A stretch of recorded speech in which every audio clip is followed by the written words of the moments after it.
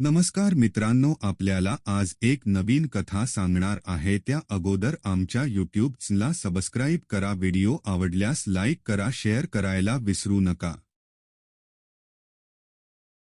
मार्कंडेय ऋषी आणि महामृत्युंजय मंत्राची अद्भुत कथा.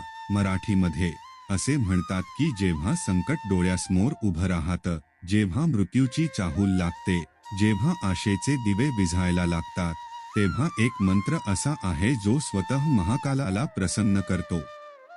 हा मंत्र काळालाही पराजित करू शकतो, मृत्यूलाही मागे ढकलू शकतो. प्राचीन काळात मृकंड ऋषी आणि त्यांच्या पत्नीला एक दुःख होतं. त्यांना संतान नव्हतं. पण त्यांनी ठरवलं की जर विधात्याने असं भाग्य लिहिलं असेल तर महादेव ते बदलू शकतात. या श्रद्धेने त्यांनी भगवान शिवांची कठोर तपस्या सुरू केली. अनेक वर्षांच्या तपश्चर्येनंतर महादेव स्वतः प्रकट झाले आणि म्हणाले, हे मृकंड, तुझ्या भक्तीने मी प्रसन्न झालो आहे. तुला पुत्रप्राप्तीचा वरदान देतो, पण लक्षात ठेव, हा वरदान आनंदाबरोबर दुःखही घेऊन येईल. तुझ्या मुलाचे आयुष्य फक्त 16 वर्षांचे असेल. मृकंड ऋषींनी वरदान स्वीकारले आणि काही काळानंतर त्यांच्या घरी एक तेजस्वी बालकाचा जन्म झाला. त्याचं नाव त्यांनी मार्कंडेय ठेवलं. बालक विलक्षण बुद्धिमान, श्रद्धाळू आणि शिवभक्त होता. पण त्याच्या आईवडिलांना सतत चिंता भेडसावत होती. त्याचे फक्त 16 वर्षांचे आयुष्य. जेव्हा मार्कंडेय 12 ते 13 वर्षांचा झाला, तेव्हा त्याच्या आईने त्याला सत्य सांगितलं.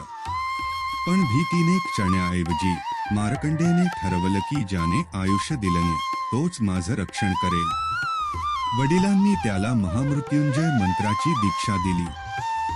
जसं 16वं वर्ष सुरू झालं, तसं मार्कंडेयने शिवलिंगाला मिठी मारून अखंड महामृत्युंजय मंत्राचा जप सुरू केला. त्र्यंबक यजामहे सुगंधधीन पुष्टिवर्धन उर्वारुकमिव बंधनान मृत्योर्मुक्षीय मामृतात. 16वं वर्ष संपताच यमदूत त्याला न्यायला आले.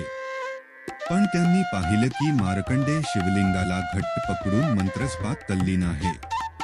त्याच्या सभोवती एक दिव्य ऊर्जा निर्माण झाली होती.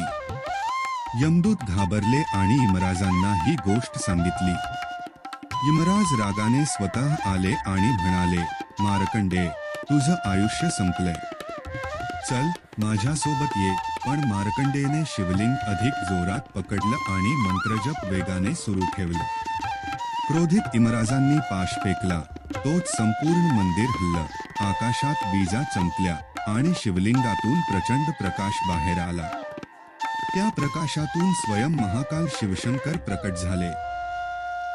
महाकाल गर्जले, यम, माझ्या भक्ताला स्पर्श करण्याची तुझी हिंमत कशी झाली? यमराज हात जोडून म्हणाले, प्रभो, मी फक्त माझं कर्तव्य बजावत होतो.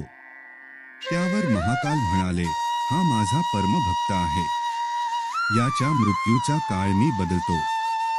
याला मी अमरत्वाचा वरदान देतो. यमराजांनी नतमस्तक होऊन शिवांना प्रणाम केला आणि परत निघून गेले. महादेवांनी मार्कंडेयला आशीर्वाद दिला आणि सांगितलं की जो कुणी श्रद्धेने महामृत्युंजय मंत्राचा जप करेल, तो संकटांपासून, रोगांपासून आणि अकाली मृत्यूपासून मुक्त